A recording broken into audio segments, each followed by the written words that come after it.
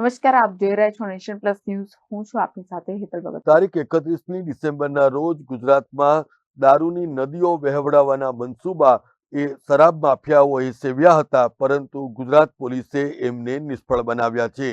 ગુજરાત રાજસ્થાન સરહદે પોલીસને વિદેશી દારૂ મામલે વધુ એક સફળતા પ્રાપ્ત થઈ છે, જેમાં શામળાજી પોલીસ દ્વારા અણસોલ ચેકપોસ્ટ પાસે ઘનિષ્ઠ ચેકિંગ હાથ ધરાઈ રહ્યું હતું. તે દરમિયાન ટ્રકમાં લઈ જવાતો વિદેશી દારૂ ઝડપાઈ ગયો હતો. પોલીસ દ્વારા ટ્રકમાંથી 4200 નંગ વિદેશી બોટલનો જેની કિંમત 13.22 લાખ રૂપિયા જેવી થવા જાય છે, એને પકડી પાડવામાં આવ્યો હતો. અત્રે ઉલ્લેખનીય છે કે શામળાજી પોલીસ દ્વારા ટ્રક ડ્રાઈવરની પૂછપરછમાં એમ જાણવા મળ્યું હતું કે ફર્નિચર સામાનની આડમાં આ દારૂ હરિયાણાથી મુંબઈ અને ભિવંડી લઈ જવાનું હોવાનું આરોપીએ જણાવ્યું હતું. અત્રે ઉલ્લેખનીય છે કે 24 કલાકમાં ત્રીજી ટ્રક વિદેશી દારૂ ભરીને વહન કરતી હોવાનું પોલીસે ઝડપી પાડ્યું છે.